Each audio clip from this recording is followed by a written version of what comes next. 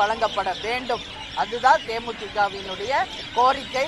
தமிழக அரசுக்கும் முதல்வருக்கும் நாங்கள் கொடுக்கிறோம்.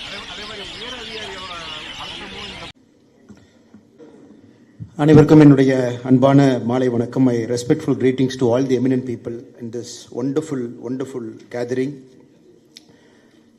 Normally you mentioned, sir, when you were talking, a dignitary has mentioned, possibly this is the only Rotary Club in the world where everybody is a Paul Harris fellow, PHF.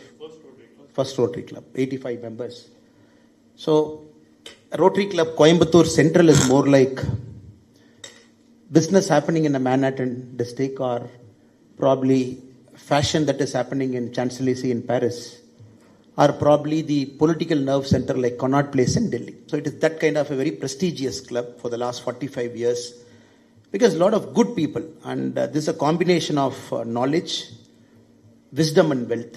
All three combination is very unique, and all the esteemed members who are here, and you have this very unique combination where you are blessed by God to have knowledge, to have wisdom, and also to have wealth. That you have decided to put to the service of larger society. And that is why this club is so special, and anybody who is taking over as president, and the past outgoing president, and all the Rotarians here, I think you all should say,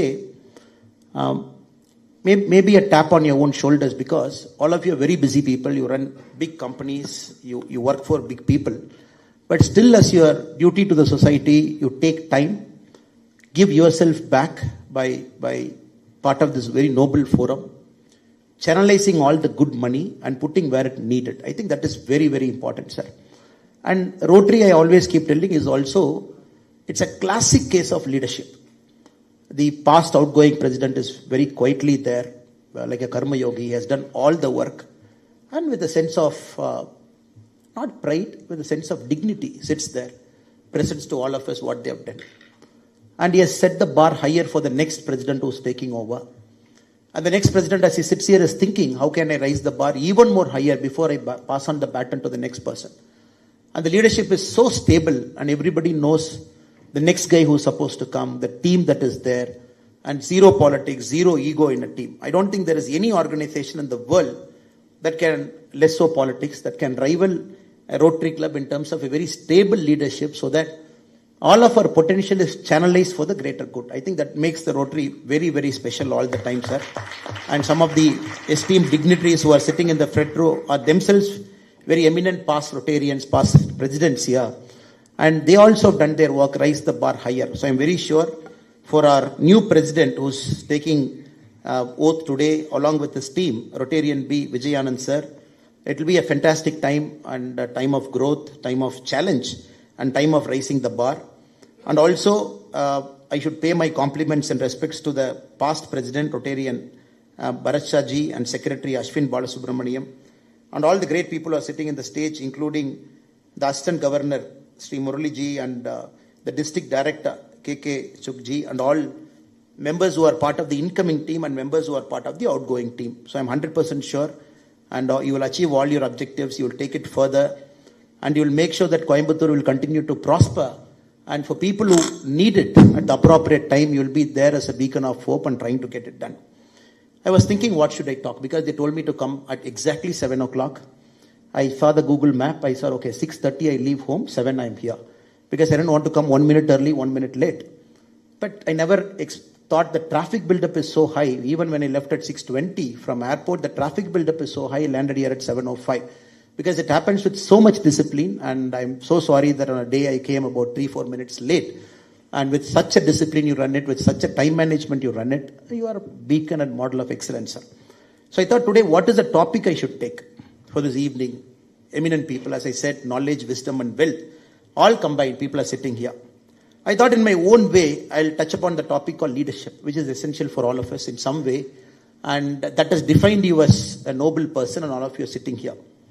And for me, whenever I look at leadership, I look at a lot of traits, personal qualities, personal attributes that make a great leader. And every time my mind, it goes back to, since I'm in politics, it goes back to Abraham Lincoln. And we all know about Lincoln, great man, who ended slavery in US, and who led with a lot of personal challenges to bring a lot of great change to America. But a lot of us don't know, Lincoln is possibly the only great world leader, possibly the head of a state, who decided to have all his rivals inside his cabinet. And for every time we talk about Abraham Lincoln, we use a word called team of rivals. In the 1860 Republican primary, 4 people contested along with Abraham Lincoln to become the Republican nominee for the United States of India president, States of America president. So there was Edward Bates, who was one of his rival. There was Salmon P. Chase, who was one of his rival. There was William Seward, who was one of his rival, and Abraham Lincoln. Or 4 people contested the election. And 3 got eliminated, and Lincoln became the Republican nominee. He beat the Democratic nominee, he became the president. When he took over charge as the President of the United States, he was deciding how his cabinet should be. Normally, you tend to take people from your own party, people whom you know, people whom you are comfortable with. But in this case, Abraham Lincoln decided to call his rival in the primary, Edward Bates. He said, "Can you come and join my cabinet?" And Edward Bates said, "No, I just fought against you in the primary." He said, "It's okay, please be my Attorney General, because this country needs the best of people. It doesn't matter what race, color, creed, or what party we belong to." So his principal rival, he made him Attorney General. And Salmon P. Chase, who was again his principal rival, he made him Secretary of Treasury. And William Seward, who was again his principal rival, he made him Secretary of State. This is a very unique cabinet where all the 4 people who contested to that prestigious post, 3 people inculcated into his cabinet. And this makes Lincoln one of the greatest statesmen the world has seen. Bringing rivals, using the knowledge and taking it up. That I keep liking with Rotary. That is what when I mentioned initially. It is a test of leadership because the kind of people whom we bring in, very stable, and everybody knows who is there, everybody knows who is the outgoing, incoming, so that there is a very clear chain of command, and then we only focus on the job to be delivered, we get it done. So this I thought is a huge parallel with respect to how Rotary is functioning. And anybody who is sitting in a position of power, we all tend to make decisions, and many of the time it is a moral decision. You mentioned about a certain budget, where to put that budget. Can it go to rural rejuvenation? Can it go to lakes? Can it go to a government hospital, government school? It is always a moral choice. The person who's sitting in that chair is always forced to take that choice. The second greatest quality I liked with Lincoln is, in 1863, when they tried to pass the 13th Amendment in the United States of America to abolish slavery, and Lincoln did not have votes. He did not have votes to pass the bill. So he bribed people. He bought over congressmen. He called certain congressmen. He said, "If you vote for this bill, I will give you this to your constituency." And some people were supposedly, they asked for money, they took it. And Steven Spielberg in his movie Lincoln, he very beautifully captures how Lincoln had to take this moral choice every single day because he had a very clear mission. 13th Amendment has to come, slavery has to get abolished. When the bill got passed, slavery got abolished in the US, one of the greatest senators himself, a person called Thaddeus Stevens, he stood up in the Congress, he said, "The greatest measure of the 19th century, passed by the purest man in America, purely aided and abetted by corruption." So this is the Thaddeus Stevens reference he gave to Abraham Lincoln when the 13th Amendment got passed. So as leaders, we all face this big moral choices when we sit in a chair, try to make things happen. But we are not going to Lincoln's extent in doing our work. But that is a second moral compass that I thought any Rotary leader who comes here, sits here, you face it.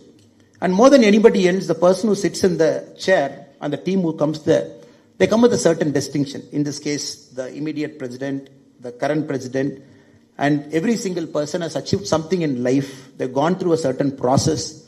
They have done great things in their own life. Then they come to this chair because they bring a lot of wealth of experience to this. So I'm very sure, sir, you will have a lot of moral choices that you will be facing.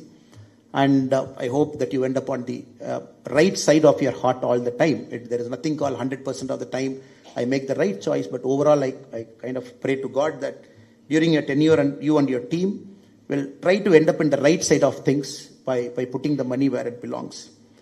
And third, right now there is a huge leadership crisis in the world. People keep using this word called VUCA. Normally for leadership, they use this word called VUCA. If you go to management seminar, they say it is volatile, it is uncertain, it is complex, it is ambiguous. They say all 4 are combined, that is leadership.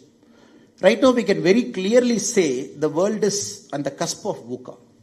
The world is volatile, it is ambiguous, it is uncertain, and it is complex. Now we are not very sure how the world leaders are behaving. For example, the President of US, Mr. Trump. You mentioned about the industries in Coimbatore. We are waiting for the tariff, not sure. It is taking time. And we are also in this last 10 years very clearly seeing the collapse of multilateral institutions. WTO has very clearly collapsed. The recent Gaza, Israel, we have seen the UN General Assembly collapsing. We have seen the Israel, Iran and Americans, again the United Nations collapsing. So we are seeing the great institutions that are supposed to hold the balance of power. In our own eyes, we are seeing that collapsing right in front of our eyes. And the great leaders who are supposed to behave like statesmen, countries having power, wealth, knowledge, which were supposed to behave like statesmen are behaving like parochial powers, are just behaving with powers that is willing to take anybody's land. We have seen the recent negotiation that brought the war in Congo, Rwanda, the Gulf of America, the Gulf of Panama, the Greenland, all the issues. So global level, we are at a very uncertain time. The rise of China is also a kind of uncertain time. The balance of power that is shifting at a global level. So right now in our eyes, we are seeing that. If we come back to the country also, now when we say, where have all the leaders gone? Very simply, we can clearly ask public service why the leaders are not of a certain quality. It's a very rightful question for a taxpayer to ask. We are in that stage and time. When we come to a district at a local council, a provincial level, again we are asking where have all the good leaders gone, leaders with moral compass. So Rotary as an institution, as an organization, as a foundation, it has always given stable leadership to the world, from the big powerful countries to some of the poorest African countries. Rotary has always acted as a shining beacon, despite all the volatility that has surrounded. It has taken some of the biggest issues that is facing humankind. Rotary has done its best to solve it. So in this time, even if you are talking about Rotary Coimbatore central president who is taking over, at the global level also, we are at a serious crisis for leadership. And we are also looking at institution like International Monetary Fund that is on the verge of collapse. We are looking at 1944 agreement, which brought dollar as a preeminent global reserve system. That is on the verge of collapse with the bitcoins, cryptocurrency, everything that is there.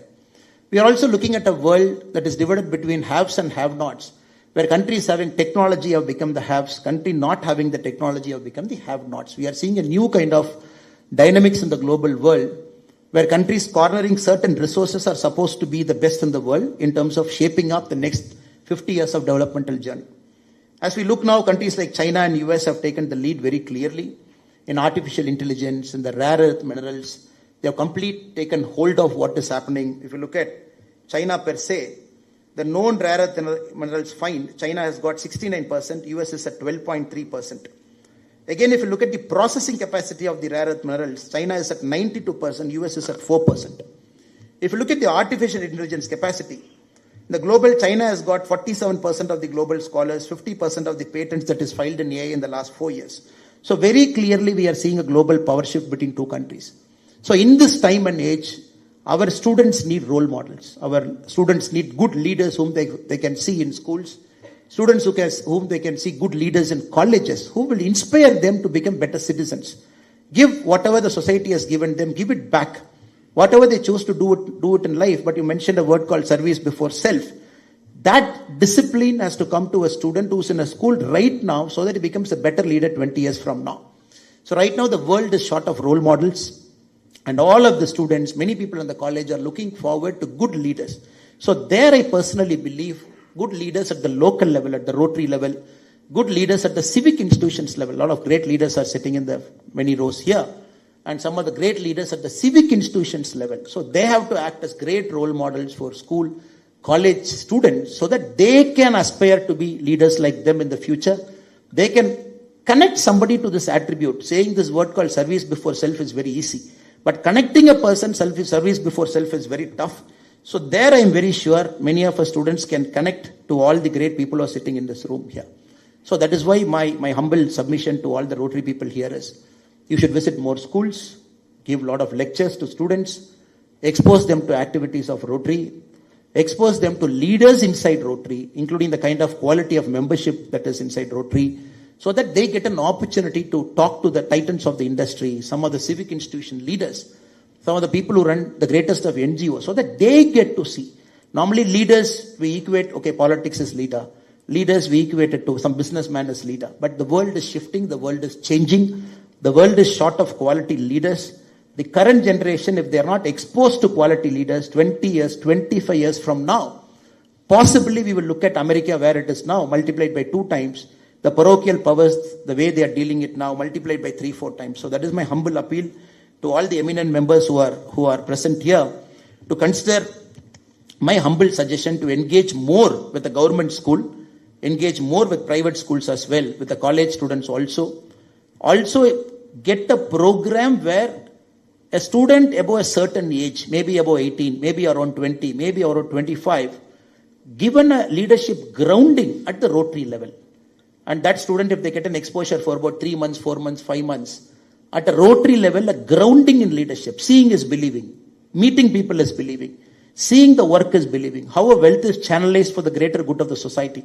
If they get an idea what is happening, at least opening our inner workings to those kind of people at that age, impressionable age where mind easily forms and mind easily deforms, I think that is also one of the greatest contribution Rotary can do for the world, because I'm making this point for a fact that the world is short of quality leaders. Political leaders are political leaders, because at the end of the day, politics happen. And any leader who is introduced to a school, moment he or she is from politics, there is a certain segment who might like that leader, a certain segment who might not like that leader. But many of the people sitting in this room are common leaders. You transcend ideologies, you transcend political parties, you transcend a lot of things. So I humbly request, if there is any Rotary that can make this initiative, Rotary Central can make it happen, because of the quality of leaders we have inside this August gathering. And last but not the least, and my one more humble suggestion to the incoming president is, sir, it is also true that when Murali sir mentioned, we were sitting in a stage, many of our, in this age and time, the voices that we say also get misrepresented. And many times you take a stand, you speak something that easily gets misrepresented, that you're getting into politics, or maybe you're supporting a political personality or a political party, all those things. But I only urge, the country right now needs a good moral compass that can lead a country towards the right direction. And good people like you should speak up at the right forums, the right time, and use your moral compass to guide the society to move a little bit forward.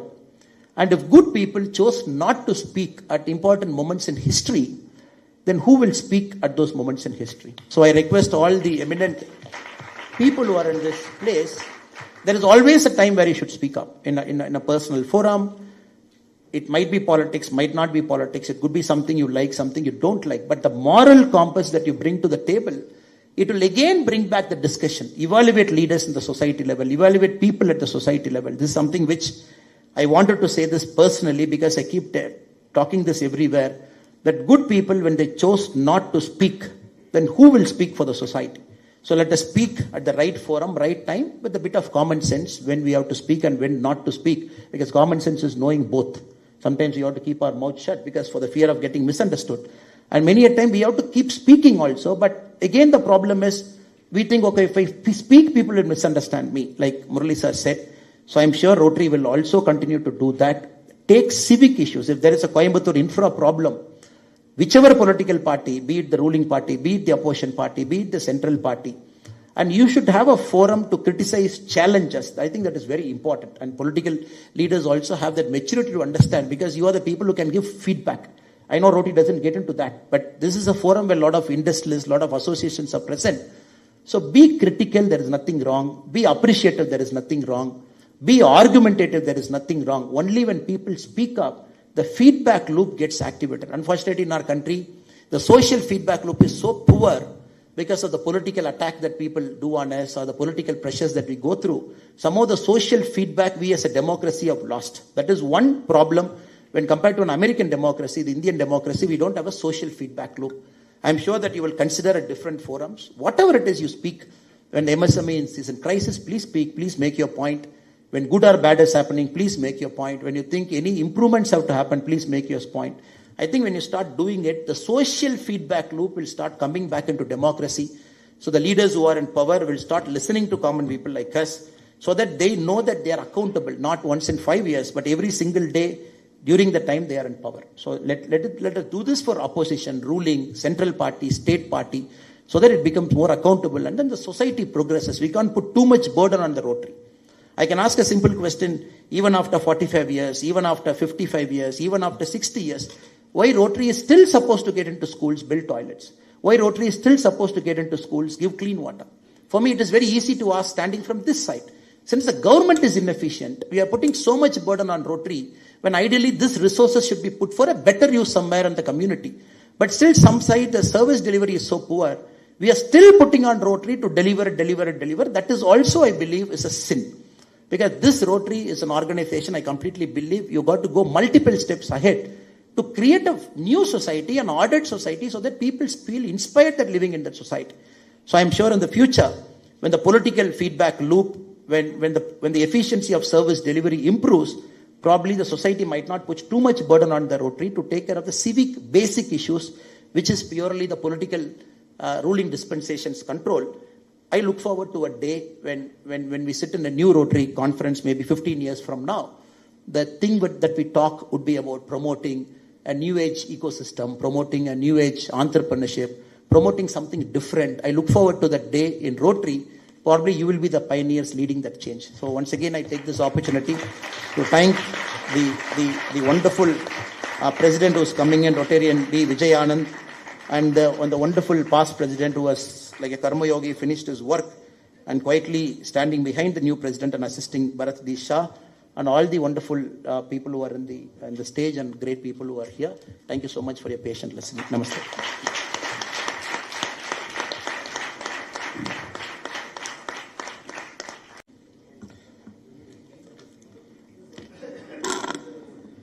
அனைவருக்கும் என்னுடைய அன்பான மாலை வணக்கம். My respectful greetings to all the eminent people in this wonderful gathering. Normally you mentioned, sir, when you were talking, a dignitary has mentioned, possibly this is the only Rotary Club in the world where everybody is a Paul Harris fellow, PHF. First Rotary Club, 85 members. So Rotary Club Coimbatore Central is more like business happening in a Manhattan district, or probably fashion that is happening in Champs-Élysées in Paris, or probably the political nerve center like Connaught Place in Delhi. So it is that kind of a very prestigious club for the last 45 years, because a lot of good people, and this is a combination of knowledge, wisdom and wealth. All three combination is very unique, and all the esteemed members who are here, and you have this very unique combination where you are blessed by God to have knowledge, to have wisdom, and also to have wealth. That you have decided to put to the service of larger society. And that is why this club is so special, and anybody who is taking over as president and the past outgoing president and all the Rotarians here, I think you all should say, maybe a tap on your own shoulders, because all of you are very busy people, you run big companies, you work for big people, but still as your duty to the society, you take time, give yourself back by part of this very noble forum, channelizing all the good money and putting where it needed. I think that is very, very important, sir. And Rotary, I always keep telling, is also, it's a classic case of leadership. The past outgoing president is very quietly there, like a karma yogi. He has done all the work, and with a sense of, not pride, with a sense of dignity, sits there, presents to all of us what they have done. And he has set the bar higher for the next president who is taking over. And the next president, as he sits here, is thinking, how can I raise the bar even more higher before I pass on the baton to the next person? And the leadership is so stable, and everybody knows the next guy who is supposed to come, the team that is there, and zero politics, zero ego in a team. I don't think there is any organization in the world that can, less so politics, that can rival a Rotary Club in terms of a very stable leadership, so that all of our potential is channelized for the greater good. I think that makes the Rotary very, very special all the time, sir. And some of the esteemed